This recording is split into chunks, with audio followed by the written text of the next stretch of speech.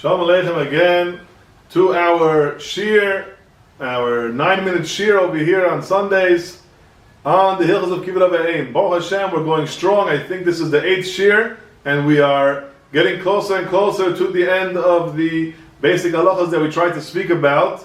And b'siyata d'shmaya, we hope to continue on a different topic based on some of the requests that have been coming in. We will mention it as the Shiurim come to a complete end. Right now we're holding, I think, by the 8th shir. So we discussed in the last shir, if you remember, the very, very big machloikas that we find amongst all the generations of poskim, from the Rishonim and the Achroinim to the Shulchan Aruch and to the Noisei Kelim, all about this interesting shaila that comes up all the time about people who their parents ask them to do things which they don't get a specific direct benefit out of it, meaning that it's not like what the Gemara discusses, being fed and being clothed and being bathed, but rather they get an enjoyment out of the fact that the child is listening to them.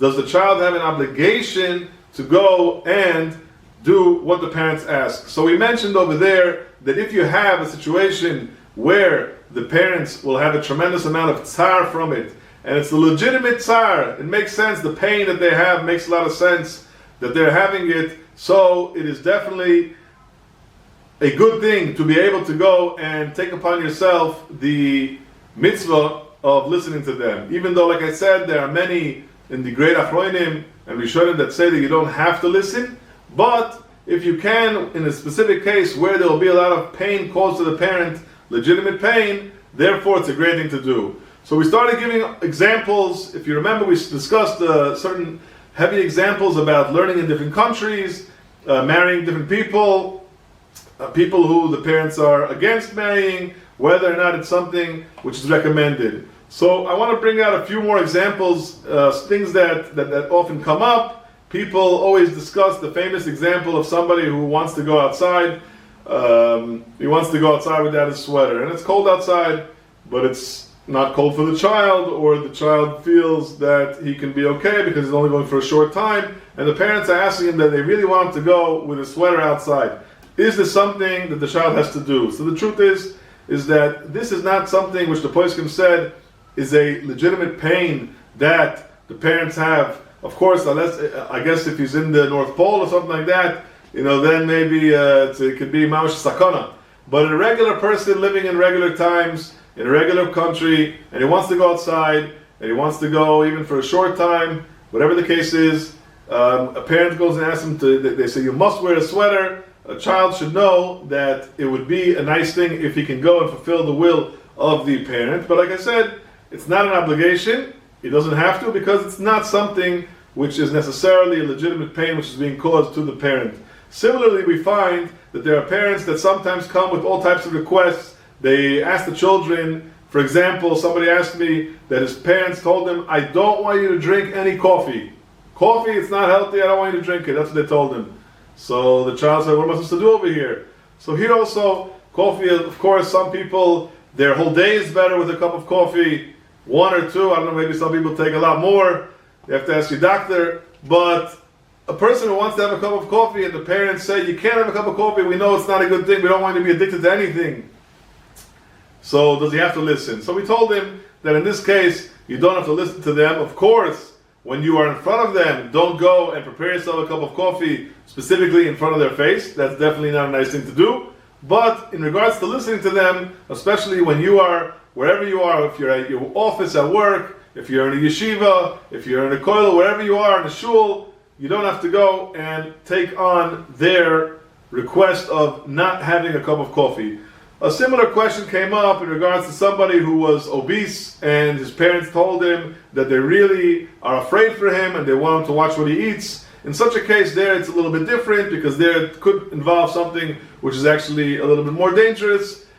Specifically the question that was asked was someone who was considered obese according to all the opinions, and his parents really wanted him to eat healthy. So there too I told him that you definitely should go and fulfill their will. It's also a good thing to do. Plus, you should also take in mind that when you go and you do certain things like this, obviously it doesn't mean that you have to only eat vegetables all day. If you want to eat something else which has a little bit of good taste, it's beseder. But of course, like I said, try to take their advice and what the doctor would tell you also is definitely to go on a diet. Okay, there was also a question that came up in regards to a boy who was by a family simcha, and the parents told him, they said, listen, we really like the way you learn in yeshiva, and you can really enhance the simcha by giving a nice Dvar Torah over here at the meal. And the parents insisted that they should go and give a Dvar Torah at the meal. So the boy wanted to know, do I really have to go and listen to them? So the truth is that giving a Dvar Torah at the meal is something which also involves this exact question that we discussed until now.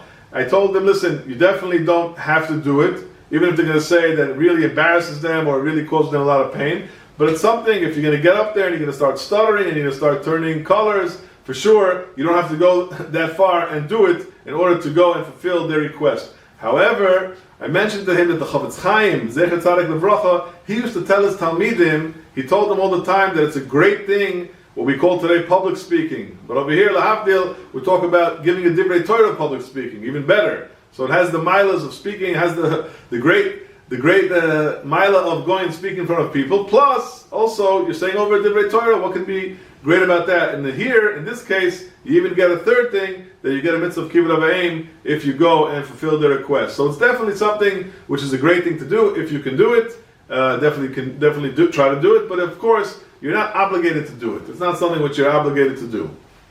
Okay, there are many other examples. I mentioned in the previous shiur that, and I'm going to say it again, that it's not something that we can say on a shiur, a specific psak halacha. It's something which also has to do a little bit with this question, and has to do with all the sugyas that we've been discussing until now of Kibud Avayim, and that has to do with a very, very, very hard question when a person is married and he's faced with a question in front of him that he's standing in front of his parents. He has either to be Mekayim the mitzvah of Kibud Avayim, or his wife, or the other way, the husband, is opposing to something that they want to do. So you have a question over here, what exactly is stronger? Now this is not something that I can go and discuss over here on a short clip to try to give over a flat psak, which would be relevant to every person, because that's never the case, and that's not the case. However, when I sat with many Gedolei Yisrael in the past many years, we sat and we discussed this question, and there was one approach that always came up, and that is that for sure that Kibud Avayim is the first thing that you have to try to fulfill. It always should take precedence. However, there's so many details involved in regards to a person's shalom bayis that he has to take into consideration what he should do. He shouldn't just go and give everything to the parents for the sake of the wife, and he shouldn't just go and give everything to the wife and say to the parents.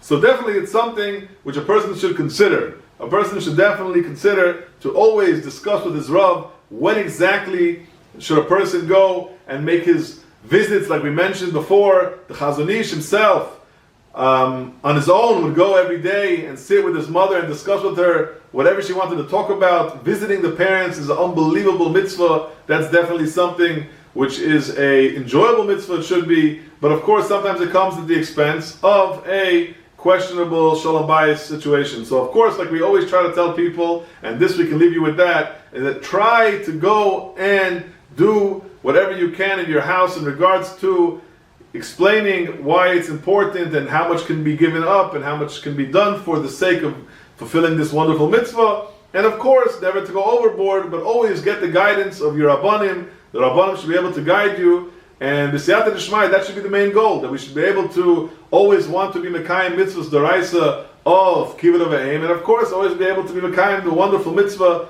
of to be Mesamech with the wife, Shalom Bayis, and the Mishpacha, that we should all daven